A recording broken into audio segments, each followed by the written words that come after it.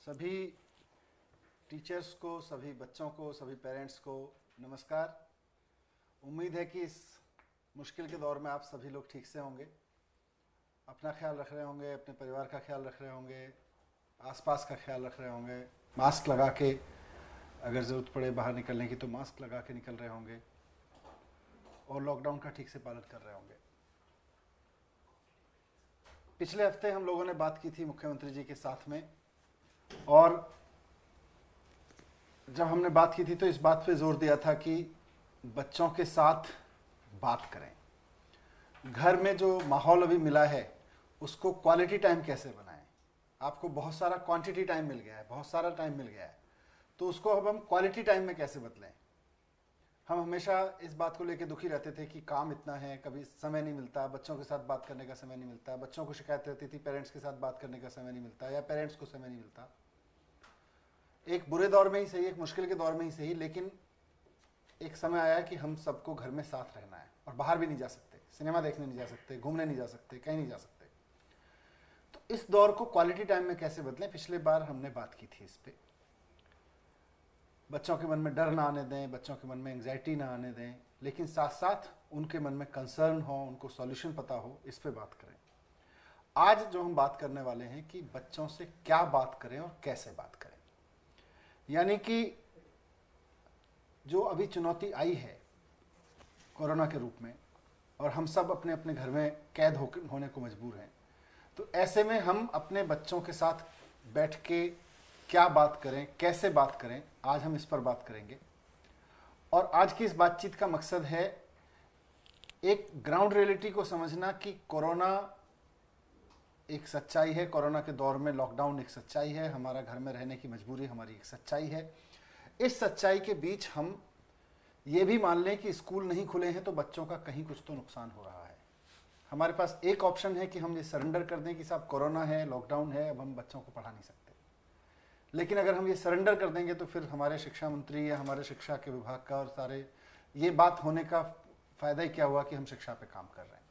हमारा मकसद है कि कोरोना के इस मुश्किल दौर में भी हम शिक्षा की इस मशाल को धीमी ना पड़ने दें। ये हमारा इस पूरी बातचीत का मकसद है।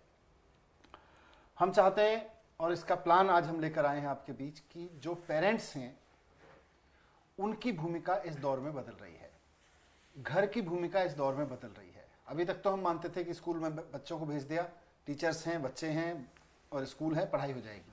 लेकिन अब हम सबकी भूमिका बदल रही है। हमारी भूमिका ये बदल रही है कि हमारे जो घर हैं उनको हमें एक नए दौर के स्कूल के, मुश्किल दौर के स्कूल के रूप में बदलना पड़ेगा।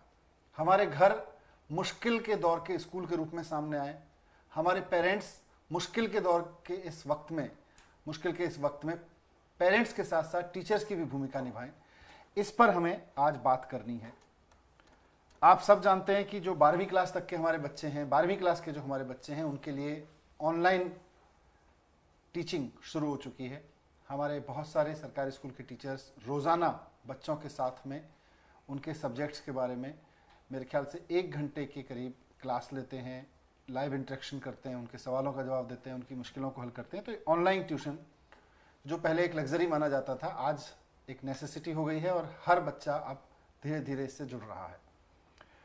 दूसरी चीज़ हमने शुरू की है जो वो है कि नर्सरी से लेके 8वीं क्लास तक के बच्चों के लिए एक प्रयोग ये किया है कि हम सभी बच्चों को और उनके पेरेंट्स को एक एक्टिविटी रोज़ भेजते हैं SMS के ज़रिए, और अपेक्षा करते हैं कि वो एक्टिविटी पेरेंट्स और बच्चे या मिलकर करेंगे या पेरेंट्स अपने बच्चों से कराएंगे। ये 8वीं नर्सरी से 8वीं तक के लिए चल रहा है। 9वीं क्लास के लिए अगले हफ्ते से ये सब शुरू हो जाएगा और कल से 8वीं क्लास तक के बच्चों के पेरेंट्स के पास में एक फ़ोन आया करेगा रोज़। इस फ़ोन, अभी तक हम SMS भेज रहे थे, एक फ़ोन आएगा रोज़ सरकार की ओर से, शिक्षा विभाग की ओर से, और उसमें बताया जाएगा कि बच्चों के साथ क्या एक्टिविटी आप कर सकते हैं। यानी पेरेंट्स को टीचर की भूमिका निभानी है और टीचर्स की भूमिका कैसे निभानी है, इसमें मदद के लिए आपके पास एक फ़ोन आएगा। आपको एक तरह से गाइड किया जाएगा पेरेंट्स के साथ साथ टीचर बनने के लिए, बच्चों का टीचर बनने के लिए। इस पर हम बात करेंगे कि इस फ़ोन का, क्योंकि फ़ोन रोज़ आएगा आज हम उसकी भूमिका में बात कर रहे हैं कि इस 8वीं क्लास तक के पेरेंट्स, क्योंकि मैं ये मानता हूँ 9वीं 10वीं 11वीं के जो बच्चे हैं वो थोड़ा सा पढ़ाई आगे कर रहे हैं, एंटरप्रेन्योरशिप माइंडसेट की भी हम अलग से क्लास शुरू कर रहे हैं, लेकिन फिर भी 9वीं 10वीं 11वीं के जो बच्चे हैं, 12वीं के जो बच्चे हैं, उनके ऑनलाइन सपोर्ट से या खुद ऑनलाइन होके या और तरीके से निकाल रहे हैं। 8वीं क्लास तक के जो उम्र के बच्चे हैं उनके अंदर एंग्जाइटी बहुत है, उनके अंदर फियर बहुत है, उनको सेल्फ रेगुलेटरी स्टडी की अभी आदत नहीं पड़ी होगी। तो उस सब को देखते हुए आपकी भूमिका पे हम चर्चा करेंगे आज, और ये देखेंगे कि कैसे अभिभावक पेरेंट के रूप में काम कर सकते हैं। आज 2 मुद्दों पर जिन पे हमें खास बात करनी है वो है जो 2 एक्टिविटी हम बच्चों को स्कूल में कराते हैं, हैप्पीनेस कैरिकुलम की और मिशन बुनियाद की।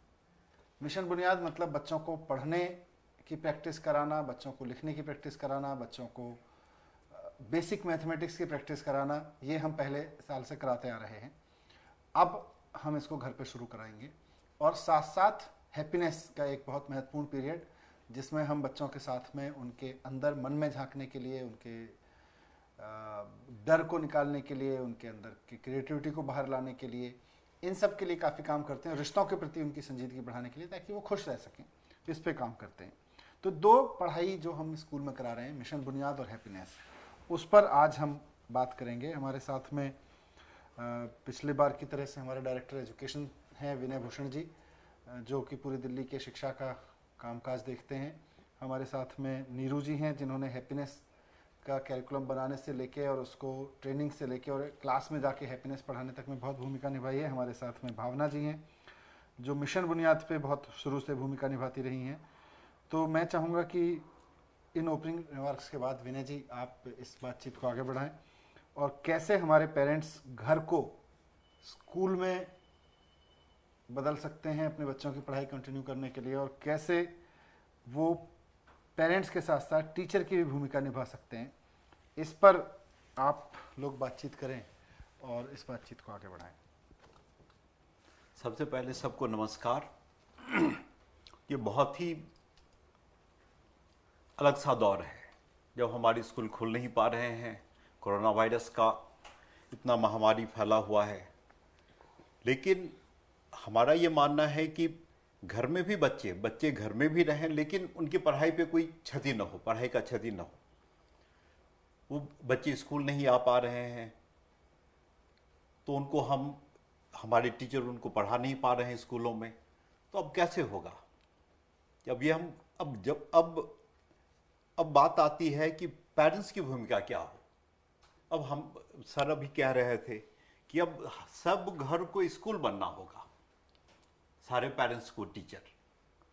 तो हम इसी बात पे आज चर्चा करेंगे कि हम अपने पेरेंट्स को, जो हमारे पेरेंट्स हैं, उन लोगों को हम क्या क्या बताएं जिससे कि वो टीचर की भूमिका में आ पाएं। और ये बच्चों के साथ, ये कहने वाली बात है, लेकिन ये इसको मौका में बदलना है हमें। इस स्थिति को हमें अब अपॉर्चुनिटी में क्रिएट करना है कि जो पेरेंट्स के पास टाइम है, बच्चे के पास टाइम है, साथ रह रहे हैं, घर में रह रहे हैं, और ये टाइम का रिक्वायरमेंट है कि कोई लोग घर से बाहर ना निकले। इससे कोरोना से निपटने का बस एक ही रास्ता है कि सारे घर में रहें। लेकिन अब घर में रहें तो बच्चों की पढ़ाई लिखाई पे भी अब ध्यान देना है। पिछली बार हम लोगों ने कई चीज़ों पे चर्चा की थी, जिसमें कि बच्चों के फियर थे, कई लोगों के बच्चों के अलग अलग क्वेरीज थे कि हम खेलने क्यों नहीं जा सकते और ये सब। लेकिन आज हम इसी बात पे चर्चा करेंगे कि बच्चे घर में पेरेंट्स के साथ मिलकर कैसे पढ़ सकते हैं। तो इसी बात पे आज हम चर्चा करते हैं। सबसे पहले मैं यही चाहता हूं कि पहले ये बताना चाहता हूं कि हम लोगों का एक प्लानिंग था कि अप्रैल से ही हम लोग बुनियाद शुरू करेंगे। अप्रैल से 2-3 महीने का बुनियाद, जिसमें कि बच्चों को पढ़ना लिखना, बेसिक मैथमेटिक्स उनको करवाया जाएगा स्कूलों में। लेकिन अब ये ऐसा हो ना सका, तो अब ये काम हम अब पेरेंट्स को ही देना चाहेंगे कि अब पेरेंट्स टीचर बन के बच्चों को ये बुनियाद का, ये जो पढ़ना लिखना, और जैसे कि हर दिन पेरेंट्स कर सकते हैं कि 2-2, 3-3 लाइन बच्चों से लिखवा सकते हैं, हर दिन 2-2, 3-3 लाइन बच्चों से पढ़वा सकते हैं, कुछ स्टोरी पढ़ सकते हैं, कुछ और छोटे छोटे बेसिक मैथ जैसे घटा का है, जोड़ का है, बेसिक मैथमेटिक्स का काम पेरेंट्स बच्चों को दे सकते हैं। सिंपल ये बता दूं कि पेरेंट्स के लिए भी ये बहुत आसान काम नहीं है, पढ़ाना बहुत ही अलग चीज़ है। लेकिन पेरेंट्स को भी अब थोड़ा बहुत घर में बैठे हुए हैं तो पेरेंट्स भी थोड़े बहुत पढ़ लिख सकते हैं। पेरेंट्स भी पढ़ें, बच्चों को पढ़ाएं, और ये बड़ा ही अच्छा माहौल होगा घर में कि पूरा टाइम है आपके पास, बच्चे के पास भी टाइम है, और बच्चे से बोर भी नहीं होंगे। बच्चे को जैसे आप बेसिक मैथ का एक दो सवाल देते हैं, वो बच्चे उसको चैलेंज जैसे लेगा। उसके साथ आप खेल के तौर पे भी इस चीज़ को बता सकते हैं कि अब बच्चे 4 अगर सवाल करते हो तुमको ये मिलेगा, 4 सवाल ये करते हो तो तुमको इतने नंबर मिलेंगे। इस टाइप से आप उनके साथ खेल भी सकते हैं। तो ये टाइम है पेरेंट्स को अब टीचर का रोल निभाने का। हम लोगों से जो हो सकता है उनको हम मदद करेंगे, जितना भी हो सकता है will try to reach them. लेकिन अब बच्चों के साथ पेरेंट्स का ये रोल, तो सबसे पहले मैं चाहूँगा कि मिशन बुनियाद के लिए भावना जी कुछ हमें बताएं कि मिशन बुनियाद का बेसिक फंडामेंटल क्या है, और इसमें आप इसको कैसे आगे बढ़ाते हैं। मतलब पेरेंट्स को आप क्या हिदायत देंगे कि बच्चे के साथ किस किस टाइप की एक्टिविटीज पेरेंट्स करें कि वो मिशन बुनियाद भी हमारा वो चलता रहे और बच्चे इंगेज भी रहे अपने पेरेंट्स के साथ। तो भावना जी बताइए जरा इसके बारे में। सभी को नमस्कार। और सबसे पहला सवाल या दुविधा जो हम पेरेंट्स के मन में आती है कि हमारे पास शायद घर में किताबें नहीं हैं, तो हम कैसे बच्चों को पढ़ाएं, या अगर हम खुद उतने पढ़े लिखे नहीं हैं तो कैसे हम बच्चों की मदद करें। तो यहाँ मैं आपको कुछ उदाहरण दूंगी कि कैसे बहुत सिंपल एक्टिविटीज़ से आप अपने बच्चों के साथ खेल ही खेल में बहुत बढ़िया तरीके से पढ़ाई करा सकते हैं। जैसे हिंदी का ही एक एग्जाम्पल लें, आप बच्चों को कह सकते हैं कि वो छोटे छोटे 2 इंच के चौकोर कार्ड्स बना लें किसी गत्ते पर या किसी मोटे कागज़ पर, और उस पर अक्षर लिख लें, जैसे क, ख, ग, कोई भी अक्षर। और फिर उनसे कहें कि एक गोला आपने अपने फर्श पर बनाया, उस पर वो कार्ड्स आपने डाले, और बच्चे से कहा कि कोई एक कार्ड आप उठाओ। मान लीजिए बच्चे ने कार्ड उठाया प, तो अब बच्चे से पूछिए कि चलिए प से अब तुम बनाओ कि कितने शब्द बना सकते हो। तो बच्चा शब्द बनाना शुरू करेगा, पतंग, पहाड़, पापड़, कुछ भी बना सकता है। तो जितने भी शब्द वो बनाए उसको शाबाशी दीजिए, और इसी तरह से इस खेल को आप बहुत दिनों तक खेल सकते हैं। तो ये एक बहुत सिंपल उदाहरण है जो हम घर में बैठे बैठे आसानी से अपने बच्चों के साथ कर सकते हैं। दूसरी एक गतिविधि ये हो सकती है कि आप परिवार में सब लोग बैठे हैं खाना वाना खा के आराम से, और सब बातचीत करना चाहते हैं, तो आप बातचीत की शुरुआत कर सकते हैं कि आज जब मैं सोकर उठी तो मेरा मन कर रहा था कि काश बारिश हो जाए। तुम्हारा मन क्या कर रहा था? तो हर एक परिवार के सदस्य से आप पूछ सकते हैं, तो बच्चा अपनी बात भी कहेगा, और जो उसने कहा है फिर आप उससे कह सकते हैं कि उसे आप लिख लीजिए। तो इस तरह से बच्चा अपनी बात को लिख भी सकता है। और शब्दों की अंताक्षरी बहुत ही बढ़िया खेल है जो बैठे बैठे हम आसानी से बच्चों के साथ खेल सकते हैं। मैंने एक शब्द कहा जैसे पतंग, और वो ख़त्म हुआ ग पर, तो ग से गमला, फिर ल से लाल, कुछ भी इस तरह से बच्चे शब्द बनाते चले जाते हैं और हम शब्दों की अंताक्षरी से बहुत एंजॉय कर सकते हैं। इसके अलावा एक मज़ेदार एक्टिविटी हो सकती है कहानी बनाना। मैंने एक सेंटेंस कहा, मम्मी ने कहा कि एक जंगल था, तो पापा ने कहा और जंगल में शेर था। तो एक बच्चा सोचेगा कि आज शेर बहुत परेशान था। अब जो दूसरा बच्चा है या जो छोटा बच्चा है आपका, वो सोचने लगेगा कि शेर परेशान क्यों था, तो वो ये जोड़ सकता है कि क्योंकि वो उसको लग रहा था कि वो बूढ़ा हो गया है। तो बच्चा अपनी न सिर्फ अपनी कल्पनाशीलता को व्यक्त करना सीखता है, कहानी बनाना सीखता है, और आप कह सकते हैं कि ये कहानी आप लिख लीजिए, लिख कर दिखाइए। तो यहाँ पर जितनी भी एक्टिविटीज़ हम बच्चों को कराएं, तो उसमें ज़रूरी नहीं कि हम किसी किताब का ही सहारा लें, हम इनके थ्रू भी बच्चों को बहुत आसानी से हिंदी की एक्टिविटीज़ करा सकते हैं। माइंड मैपिंग एक बहुत बेहतरीन एक्टिविटी है जो हमने बुनियाद के दौरान बच्चों को कराई और बच्चों ने बहुत अच्छा उसका रिस्पॉन्स दिया। माइंड मैपिंग में हम कोई एक शब्द चुन लेते हैं, जैसे बाज़ार। अब बच्चों से कहिए कि बाज़ार शब्द सुनते ही आपके मन में कौन कौन से शब्द आते हैं, तो बच्चा कुछ भी कह सकता है। बाज़ार से रिलेटेड होता है दुकान या मेला या लोग, ग्राहक, बहुत सारी बातें बच्चे कह सकते हैं, और फिर उन शब्दों से बच्चों को हम वाक्य बनाने के लिए दे सकते हैं। तो खेल ही खेल में, मज़े ही मज़े में बच्चे सीख लेते हैं। ऐसे ही गणित की भी बहुत सारी एक्टिविटीज़ हम घर में कर सकते हैं, जिसके लिए हमें कोई भी ख़ास सामान की ज़रूरत नहीं है, आपके घर का ही सामान काम आ सकता है। जैसे आपके घर में किचन में बहुत सारे बर्तन हैं, तो आप उनको कह सकते हैं कि हमारे किचन में गोल आकृति के कौन कौन से बर्तन हैं, ज़रा देखो कितने हैं, इनको गिनो और तालिका बनाओ। या त्रिभुज के आकार की कौन कौन सी चीज़ें हमारे घर में हैं, आयत के आकार की कौन सी हैं, ये इनको देखो और लिखो। एक बहुत मज़ेदार एक्टिविटी जो हम बुनियाद में किया करते थे बच्चों के साथ, जोड़ और घटा की, जैसा सर ने अभी कहा था कि आप बच्चों को जोड़ और घटा सिखा सकते हैं, लेकिन बिना पेन और कॉपी के। तो इसके लिए आप यहाँ देख रहे होंगे मेरे पास कुछ स्ट्रॉज हैं, तो हम 10 स्ट्रॉज का एक बंडल बना सकते हैं, और ये 2 बंडल यानी कि 20 स्ट्रॉज। तो अगर हम बच्चे से कहें कि मुझे 24 स्ट्रॉज जल्दी से गिन के निकाल के दो, अगर वो एक एक करके स्ट्रॉज उठाता है तो बहुत टाइम लगता है, लेकिन अगर उसके पास 2 बंडल और ये 4 स्ट्रॉज हैं तो फटाफट 24 स्ट्रॉज उसने निकाल ली। इसमें आप ये भी कह सकते हैं कि आप इसमें अगर और 16 स्ट्रॉज मैंने जोड़ दी तो अब कितने बंडल और अब कितनी लूज स्ट्रॉज। अब आपके मन में ये सवाल आ रहा होगा कि घर में स्ट्रॉज नहीं हो तो क्या करें।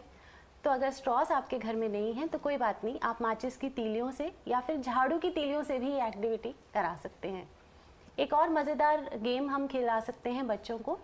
बच्चे अक्सर बोर होते हैं, जो छोटे बच्चे, तो पेरेंट्स अक्सर ये कहते हैं कि बच्चे बाहर खेलने नहीं जा पा रहे, तो मैं क्या करूं, मैं कैसे उनको इंगेज करूं। तो आप घर के फर्श पर एक कुछ खाने बना लीजिए, उनमें कुछ नंबर्स लिख दीजिए और बच्चों को बोलिए कि जो नंबर मैं बोलूं उस नंबर वाले खाने पर आपको जंप करना है, कूदना है। तो बच्चे उस नंबर पर कूदेंगे और उस नंबर से रिलेटेड वो कुछ दहाई, सैकड़ा, कुछ नंबर्स भी बनाएंगे। तो ऐसी कुछ क्वांटिटीज़ या कुछ नंबर्स के साथ हम खेल सकते हैं। घर में आप बच्चों को अनुमान लगाना, एस्टिमेशन सिखा सकते हैं। अगर एक बाल्टी पानी हमारी जो है वो 15 लीटर पानी की बाल्टी है, तो पूरे दिन भर में नहाने में, बर्तन धोने में या कपड़े धोने में कितना पानी इस्तेमाल हुआ, इसका थोड़ा सा एक बच्चा तालिका बनाएगा, उसको लिखेगा कि आज इस पूरे दिन में इतने बाल्टी पानी इस्तेमाल हुआ। इससे उसको ये भी ध्यान रहेगा कि हमें ज़्यादा पानी खर्च नहीं करना है। घर में घड़ी तो होगी ही, घड़ी के जो नंबर्स हैं उनसे आप कोण सिखा सकते हैं। जब 9 बज रहे हों तो कितना कोण है, 6 बजे हैं तो कितना कोण है। तो इस तरह से अलग अलग कोण के बारे में बता सकते हैं हम। और कैलेंडर अगर आपके घर में है तो तारीखों के बारे में बता सकते हैं कि एक रविवार से लेकर शनिवार तक 7 दिन होते हैं। इन सारी संख्याओं को जोड़िए और 7 से भाग कीजिए और देखिए कि क्या नंबर आता है। तो बहुत मज़ेदार खेल है, बच्चे बैठे बैठे आराम से कर सकते हैं। तो मिशन बुनियाद में हमारा मेन जो फोकस रहता है, उद्देश्य रहता है कि सिंपल एक्टिविटीज़ से हम कैसे बच्चों के फाउंडेशनल स्किल्स को, उनकी बुनियाद को मजबूत करें, जिससे बच्चे खेल ही खेल में पढ़ना सीख जाएं। और ये जो मैंने एक्टिविटीज़ बताई हैं, अगर आपने नोट नहीं की तो कोई बात नहीं, घबराने की ज़रूरत नहीं है। आपके पास कल से वॉइस मैसेजेस पहुंच जाएंगे जिसमें आपको रोज़ एक एक्टिविटी बताई जाएगी। सो बेसिकली आइडिया ये है कि इस समय का इस्तेमाल अपने घर में जो बच्चे बैठे हैं, स्कूल नहीं जा पा रहे हैं, उनकी बुनियाद मजबूत करने में करें। जी। पढ़ाई का एक दौर शुरू होगा जब स्कूल खुलेंगे, लेकिन इस समय का इस्तेमाल स्कूलिंग को कंटिन्यू मानते हुए, ये मानते हुए कि बच्चे स्कूल में भी तो जाते हैं, तो थोड़ा समय उनके साथ बैठ के, और आप भी घर पे हैं तो उसमें करें। लेकिन क्या क्या कर सकते हैं, इसको हमारा पूरा सिस्टम आपको गाइड करेगा। रोज़ाना आपके पास जितने भी पेरेंट्स हैं उनके पास एक फ़ोन आएगा, फ़ोन पे हम आपको हर रोज़ एक एक्टिविटी से गाइड कर देंगे। उस एक्टिविटी से फिर आपको आइडिया लग जाएगा कि आप अपने घर में बच्चों के साथ में आज क्या कर सकते हैं। किसी भी समय आप वो एक्टिविटी करें, उसके बाद में उसको नोट करें। मेरे ख्याल से इसकी योजना जो हमने बनाई थी उसमें ये भी है कि बाद में ये इनके असेसमेंट में शामिल होगा। हाँ, जो हम लोगों ने अभी, हम जो भी एसएमएस हम अपने पेरेंट्स को, बच्चों को अभी भेज रहे हैं, जो एक्टिविटीज उनको बता रहे हैं, उस सब का पेरेंट्स को एक रिकॉर्ड रखना है। और जब ये स्कूल खुलेगा तो वो सारे रिकॉर्ड जब बच्चे सबमिट करेंगे तो उसका हम लोगों ने एक इंटरनल असेसमेंट के लिए मार्क भी रखी हुई है। तो ये, इसका मकसद ये है कि पेरेंट्स भी थोड़ी सी बात को सीरियसली लें और बच्चे भी थोड़े सीरियसली लें कि घर में ऐसा नहीं कि पढ़ाई लिखाई जो स्कूलों में करते थे, अब स्कूल नहीं चल रहा तो सब कुछ खत्म है। नहीं, घर में भी पढ़ाई लिखाई जारी रहेगी, पेरेंट्स मदद करेंगे, हम लोग भी मदद करेंगे जितना हो सकता है हम लोगों से, और बच्चे भी इसमें इन्वॉल्व हो। तो इसीलिए सीरियसनेस को देखते हुए कि ये हम लोगों ने इसकी मार्किंग की व्यवस्था की कि इसमें इंटरनल असेसमेंट के कुछ हम लोग इनको मार्क देंगे। भावना जी, एक सवाल इसमें मैंने देखा है कि इसमें एक पेरेंट्स का ये है जी। वो इंग्लिश के बारे में है कि इंग्लिश से बच्चे थोड़े से घबराते हैं, तो इंग्लिश के लिए हम कैसे बच्चों को इंग्लिश पढ़ने का चाहे इंग्लिश बोलने का हम कैसे उनको मिशन बुनियाद के तहत उनको हम इनकरेज कर सकते हैं, क्या क्या एक्टिविटीज इंग्लिश में की जा सकती है, इसके बारे में थोड़े से अगर आप लोग को आइडिया हो तो आप बताएं तो बेहतर होगा। और पेरेंट्स को जो हम लोग बता रहे हैं, जो भावना जी बता रहे हैं, वहीं तक सीमित नहीं है। पेरेंट्स खुद भी कुछ एक्टिविटीज डिवाइस कर सकते हैं बच्चों के लिए। पेरेंट्स खुद भी बच्चों को पढ़ाने का अपने तरीके अलग से निकाल सकते हैं। तो यहाँ तक जहाँ तक भावना जी का सवाल है वो हम बता रही हैं, लेकिन पेरेंट्स भी अपने ढंग से भी कुछ कुछ नई चीजें कर सकते हैं बच्चों के साथ। जी बताइए। तो इंग्लिश लैंग्वेज जो है अक्सर एक ऐसी भाषा मानी जाती है, क्योंकि हमारी अपनी भाषा नहीं है तो बच्चे थोड़ा उससे घबराते हैं, डरते हैं। लेकिन कोई भी भाषा 4 तरीके से हम सीख सकते हैं, सुनकर, बोलकर, पढ़कर और लिखकर। तो सबसे पहले जो हमें शुरुआत करनी है वो सुनने और बोलने से शुरुआत करनी है। तो जैसे मैंने आपको हिंदी में एक्टिविटीज़ बताई थी, ऐसी ही एक्टिविटीज़ आप इंग्लिश में भी कर सकते हैं।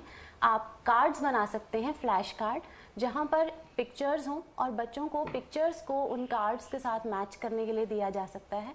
तो बच्चे बहुत एंजॉय करते हैं इस एक्टिविटी को।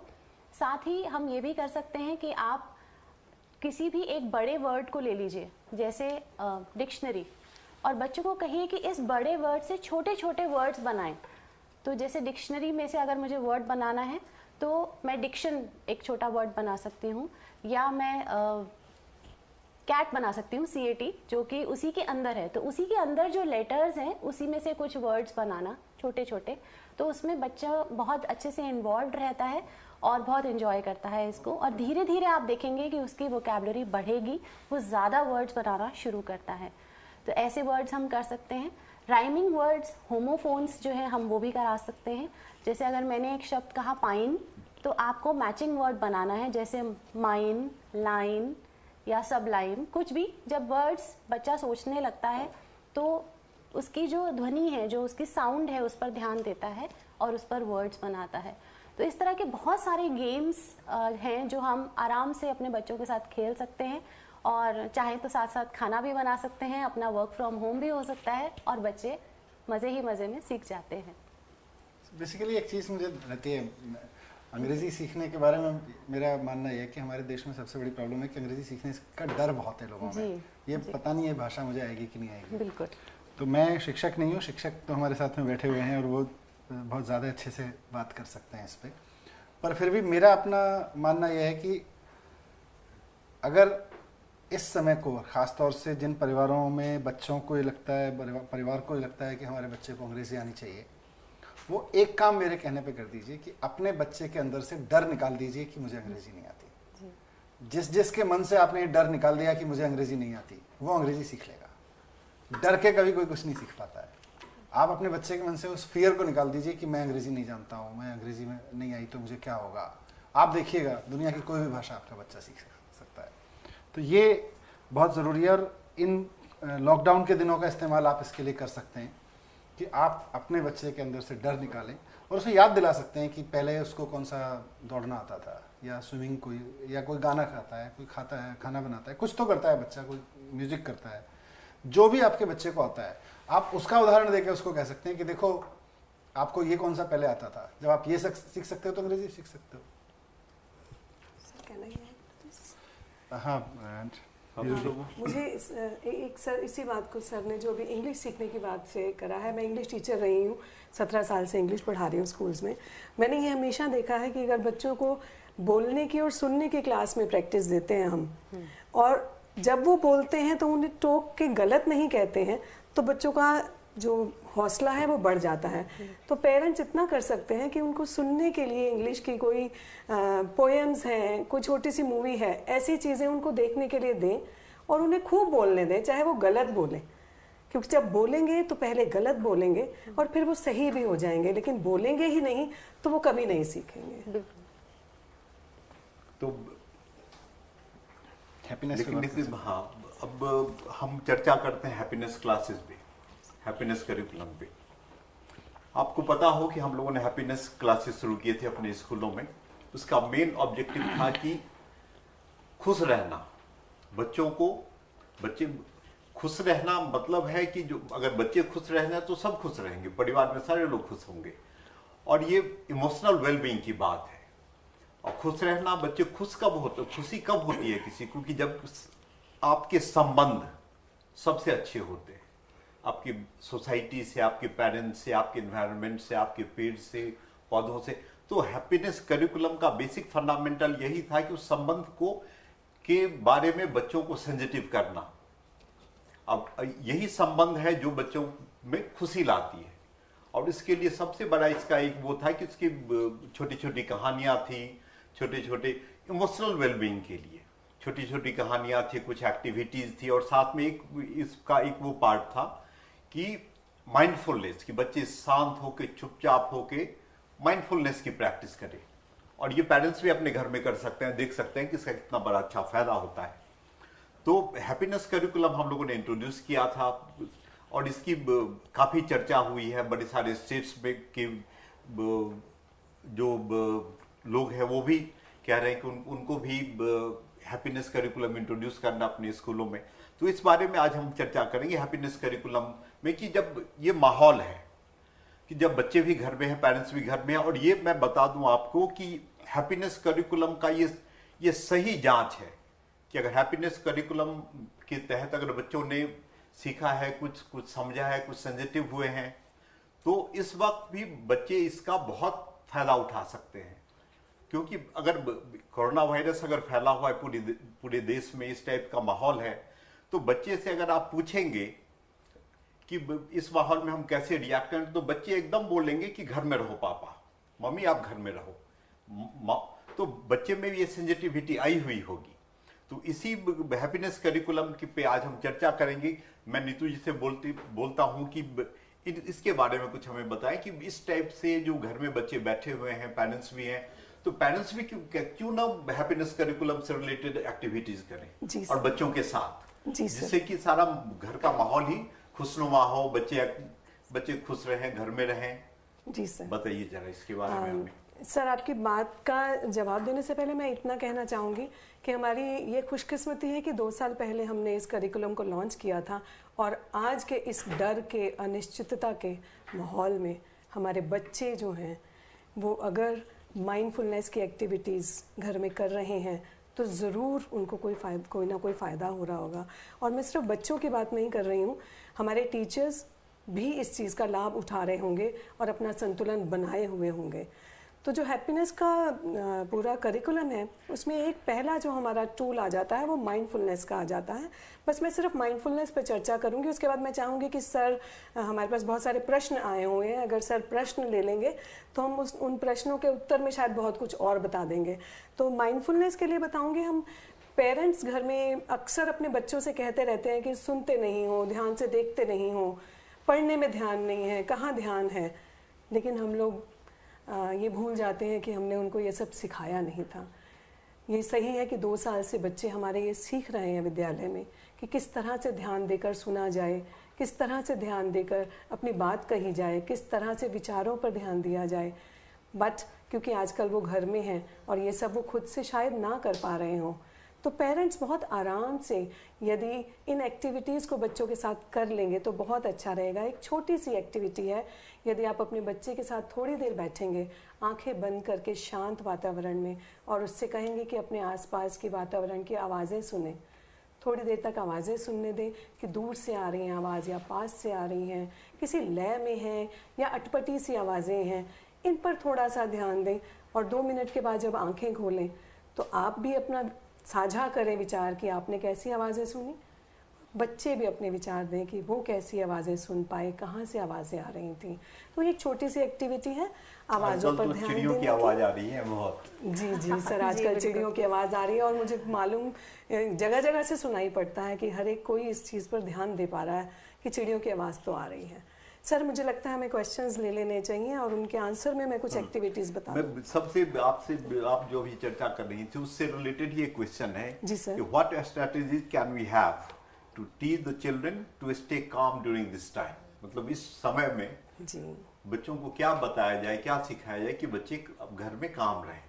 जी, कामनेस के लिए तो मैं कहूँगी माइंडफुलनेस की एक्टिविटी ही है, और हमारी एक एक्टिविटी जो हर माइंडफुलनेस की क्लास शुरू होते ही हम करते हैं, एक चेक इन की एक्टिविटी है जिसमें बच्चे अपनी सांसों पर ध्यान देते हैं, आंखें बंद करते हैं, शांत बैठते हैं और केवल अपनी सांसों पर पूरा ध्यान रखते हैं। ये 2 मिनट की एक्टिविटी रहती है। अगर इस तरह की एक्टिविटी बच्चे अपने माता पिता के साथ घर में बैठ के करेंगे तो न केवल बच्चे बल्कि माता पिता भी जो इस पूरे माहौल में आई एम श्योर अपनी कामनेस को खो बैठे होंगे, उनकी भी कामनेस वापस आएगी। एक सवाल ऐसा ही है, उसमें क्या है कि जो आप हम इतने दिनों से स्कूलों में माइंडफुलनेस के करवा रहे हैं बच्चों को, तो कुछ पेरेंट्स जानना चाहते हैं कि बच्चों में क्या क्या चेंज आए हैं। जी बच्चों में क्या चेंज आए हैं, उनकी बातों में क्या चेंज है, उनके कंसंट्रेशन लेवल कैसे बढ़ा है। जी सर जी। तो उनके बिहेवियर में क्या चेंज आए, अगर आप कुछ एग्जांपल अगर बता पाए पेरेंट्स को तो बहुत ही अच्छा होगा। पिछले 2 साल से हमारे बच्चे हैप्पीनेस की क्लास अटेंड कर रहे हैं और उसमें 4 तरीके से हम लोग हैप्पीनेस करते हैं। पहला हमारा माइंडफुलनेस होता है, दूसरा है स्टोरी, कोई भी कहानी के साथ बाद उसकी चर्चा होती है, फिर कुछ एक्टिविटीज़ हैं, और फिर एक दिन हमारा अभिव्यक्ति का रहता है जिसमें बच्चा अभिव्यक्त होता है। तो ये सारी एक्टिविटीज़ और स्टोरीज़ के चलते पूरे देश भर से हमारे पास बहुत सारे ऐसे उदाहरण आए जहाँ पर टीचर्स ने क्लास में ये कहना शुरू किया कि बच्चों ने, सबसे पहला तो मुझे लगता है यही बात हुई थी सर, कि टीचर्स ने कहना शुरू किया कि बच्चों ने शिकायतें बहुत कम कर दी हैं, क्लास में आते ही एक दूसरे की शिकायतें नहीं लगाते हैं।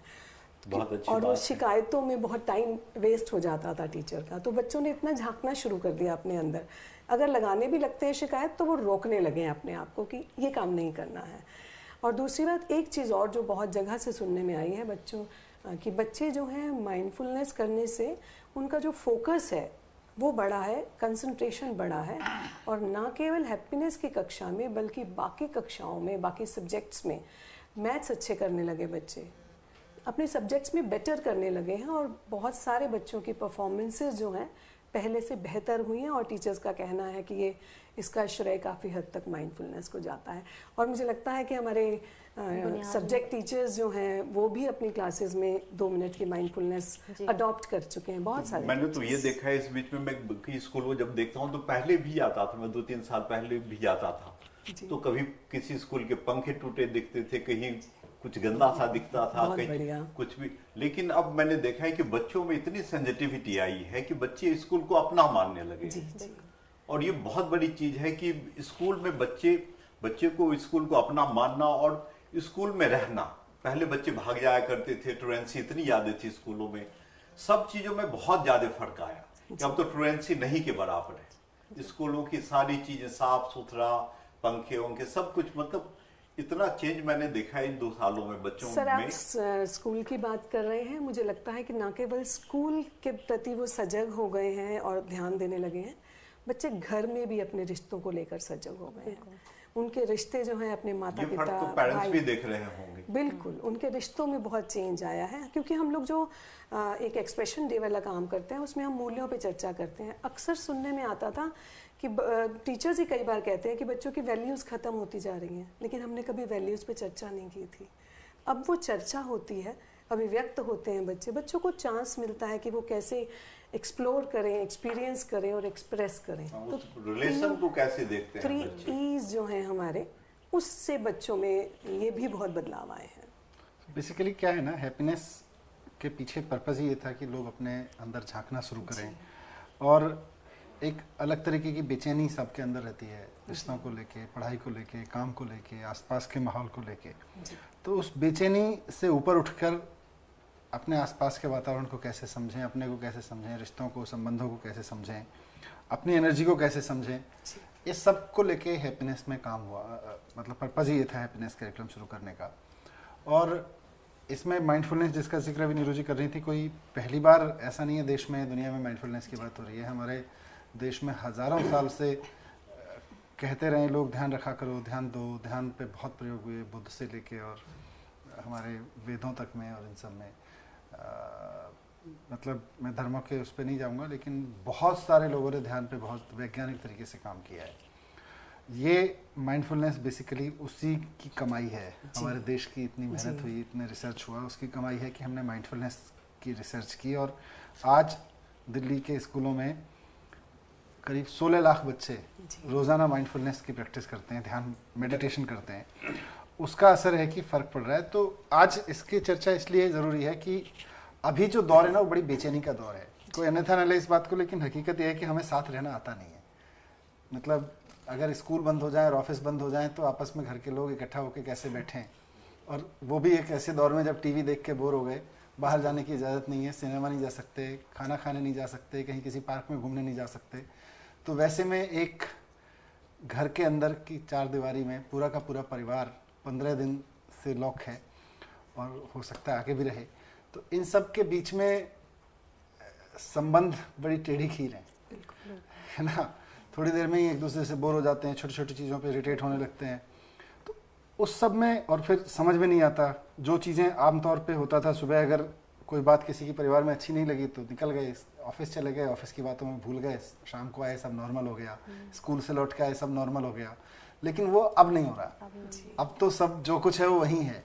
तो ऐसे में माइंडफुलनेस बहुत इंपॉर्टेंट है, ऐसे में हैप्पीनेस की क्लास बहुत इंपॉर्टेंट है। इसीलिए हम लोगों ने तय किया कि हम अपने बच्चों को और उनके परिवार के लोगों को चाहेंगे कि हैप्पीनेस की क्लास रोज़ाना घर में बैठ के लगे। और इसीलिए 8वीं क्लास तक के करीब 8 लाख बच्चे हैं, कितने, 8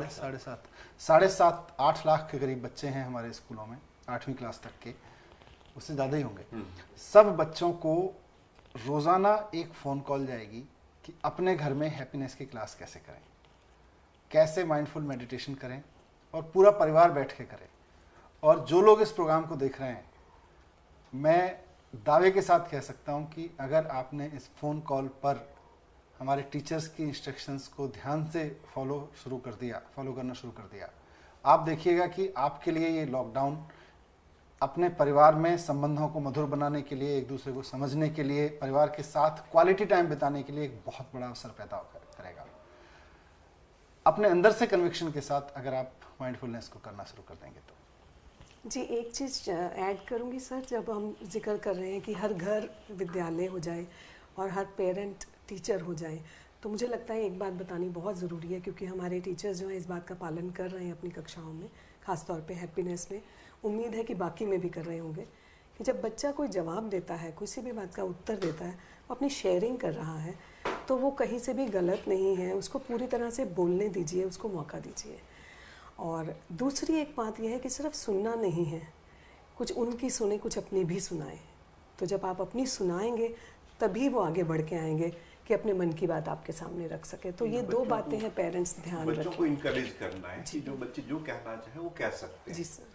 कई बार बच्चे डर के मारे चाहे किसी इनहिबिशन में नहीं बोलते, लेकिन इससे घाटा होता है बच्चों को ही।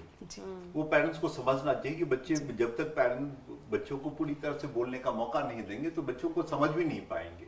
इसीलिए बहुत ही अच्छा मौका है कि आपके पास पूरा टाइम है, बच्चे के साथ पूरा टाइम बिताए, बातचीत करें, अपनी बातें शेयर करें, अपने बचपन की अपनी कहानियां सुनाएं। बच्चे, कई पेरेंट्स अपने बच्चों को अपने बारे में बता नहीं पाते, टाइम नहीं होता।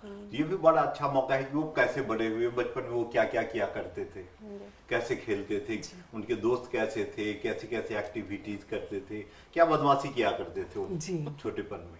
ये सब बच्चे को बताएं कि बच्चे को पता चले कि ये ग्रोइंग ईयर्स होता है ऐसे, कि सबके साथ ऐसा ही होगा, तो बच्चे में कॉन्फिडेंस भी उससे आता है। और सर जो एक बात बता रहे थे कि सर ये हैप्पीनेस करिकुलम का जो एक है कि हम ये चीज हम बहुत अर्ली एज में बच्चों को इंट्रोड्यूस कर रहे हैं, और ये चीज अगर बच्चे ने अगर अर्ली ईयर्स में ये चीज माइंडफुलनेस का कर रहे हैं, बच्चे कर रहे हैं, तो उनको पूरे लाइफ ये बहुत बड़ा एसेट होगा बच्चों के, पूरे लाइफ के लिए एक एसेट होगा कि बाद में भी उनके कैरेक्टर में, उनके पर्सनैलिटी में ये बहुत बड़ा योगदान निभाएगा। तो हमारे बहुत सारे टीचर्स भी हैं अभी इस वक्त हमारे साथ जुड़े हुए जूम पर। सबको नमस्कार, हम देख पा रहे हैं आपको, बहुत सारे लोगों को देख पा रहे हैं। कुछ कहना चाहता है कोई, किसी को हम भास्कर, हम इनमें से कुछ से बात कर सकते हैं?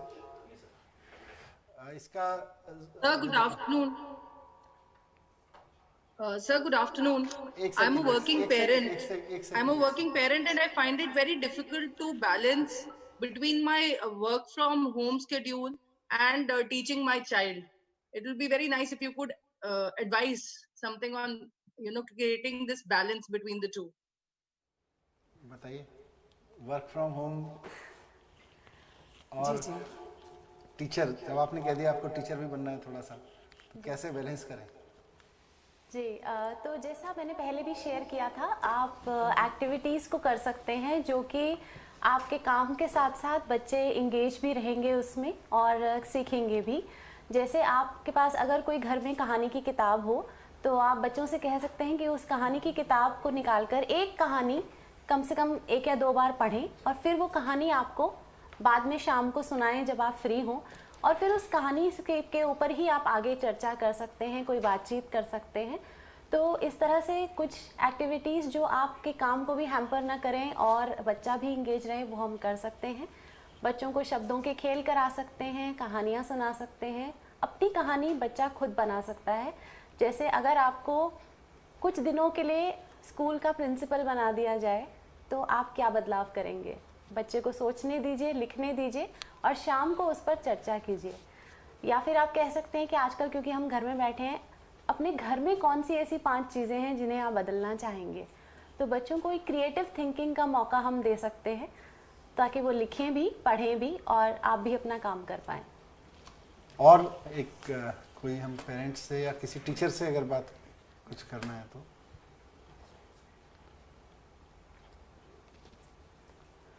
भास्कर, हाँ जी।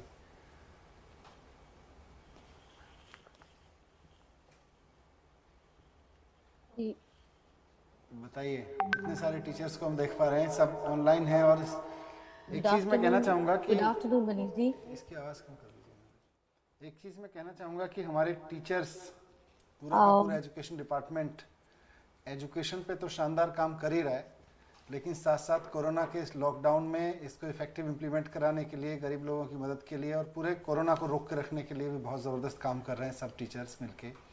हमारे एजुकेशन के ऑफिसर्स, प्रिंसिपल्स, टीचर्स, एसएमसी के मेंबर्स गरीब लोगों को स्कूलों में खाना बांट रहे हैं। हमारे करीब मेरे ख्याल से 700 स्कूलों में, तो 700 ही नहीं बल्कि करीब 1700 स्कूलों में सारी जगह पूरी दिल्ली में नगर निगम सहित खाना खिलाया जा रहा है और सब टीचर्स, प्रिंसिपल्स मिलकर खाना खिला रहे हैं सुबह और शाम। सुबह और दिन में ड्राई राशन दिया जा रहा है ऐसे लोगों को जिनके पास राशन कार्ड नहीं है। और इतना ही नहीं, जहां कोरोना के सस्पेक्ट्स को रखा जाता है क्वारंटीन सेंटर्स, क्वारंटीन सेंटर्स में जाके हमारे टीचर्स वहाँ पे निगरानी रख रहे हैं, ड्यूटी दे रहे हैं और साथ साथ इस बात को सुनिश्चित कर रहे हैं कि हमारे बच्चों की पढ़ाई कैसे आगे बढ़े। तो रियली दिल्ली की टीम एजुकेशन की जो तारीफ होती है वो इसलिए होती है कि वो एक टीम है और मल्टीटास्किंग टीम है, हर काम करने को तैयार है। Really proud of you, all of you. मुझे लगता है everybody is walking in extra Yes, mile, agree. और जिसको मौका नहीं मिल रहा उसको ये इंतजार है कि मुझे कब मौका मिलेगा और मैं आगे बढ़ के आऊँ। तो कुल मिला के मुझे लगता है 1 घंटे से करीब हम बात कर रहे हैं। अगर निष्कर्ष के रूप में कहें तो मेरी तरफ से यही है कि हमें अपने घर को, क्योंकि ये कोरोना का दौर है और कोरोना के दौर में या इनफैक्ट कोरोना के बाद भी मैं समझ रहा हूँ कि 2 चीज़ें सबसे ज़्यादा बदलने वाली हैं, एजुकेशन और इकोनॉमी। एजुकेशन में बहुत बदलाव होंगे, इकोनॉमी में बहुत बदलाव होंगे। एजुकेशन में तो अभी से आने शुरू हो गए, इकोनॉमी डाउन जा रही है और इसको कैसे संभाला जाएगा इस पे बाद में बात करेंगे कभी। पर एजुकेशन कोरोना के दौर में एक नया रूप ले रही है। देश भर में नहीं, दुनिया भर में लोग घर से बैठ के पढ़ रहे हैं, पढ़ा रहे हैं, बहुत चैलेंजिंग टाइम है। तो अपने घर में ही एक तरह का स्कूल शुरू करिए अपने बच्चे के लिए। पेरेंट्स के साथ साथ टीचर्स की भूमिका भी निभाना शुरू करिए। साथ साथ में ये भी देखिए कि आपको जो मदद चाहिए, आपके टीचर्स, आपका शिक्षा विभाग, हमारे अधिकारी पूरी तरह से आपको पेरेंटिंग के साथ साथ टीचर्स की भूमिका कैसे निभाई जाए इस पर मदद करने के लिए तैयार हैं। तो कल से आपके पास फ़ोन कॉल आने शुरू हो जाएंगे कि क्या क्या करना है, उस पर कुछ इंस्ट्रक्शंस होंगी, कुछ गाइडेंस होंगी, उसको फॉलो करिए। विनय, इसके बाद आप कुछ कंक्लूड करना चाहें तो। Thank you very much. कि बहुत अच्छा सेशन रहा। आप भावना जी ने भी बहुत अच्छी बातें बताई और नीरू जी ने भी बहुत अच्छी बातें बताई। लेकिन सबसे अभी तो हम लोग तो जिम्मेवारी लेने को तैयार हैं, लेकिन पेरेंट्स को भी जिम्मेवारी लेनी पड़ेगी। बिल्कुल। कि माहौल ऐसा है, टाइम ऐसा है कि मैं तो ये कहता हूँ सारे पेरेंट्स को कि अब आप टीचर की भूमिका निभाइए, बच्चों के साथ पढ़ाई लिखाई का भी अपना एक्सपीरियंस शेयर करिए, बच्चों को कैसे पढ़ाते हैं, साथ साथ खुद भी पढ़िए। और जब स्कूल खुलेगा, जब भी स्कूल खुलेगा उसके बाद हम लोग अपनी पूरी तैयारी हम लोगों ने की है कि बच्चे के सिलेबस से चाहे कोई चीज़ की कमी नहीं होने देंगे। बच्चों की एक्स्ट्रा क्लासेज लेंगे, जो भी होगा उनके रिमेडियल क्लासेज लेंगे, सारी चीज़ें हम करेंगे। लेकिन फिलहाल माहौल ऐसा है तो पेरेंट्स को थोड़ा सा बच्चे के साथ इंटरेक्ट करना पड़ेगा, बच्चों को थोड़ा पढ़ाना पड़ेगा और बच्चे को अपडेट रखना पड़ेगा। धन्यवाद।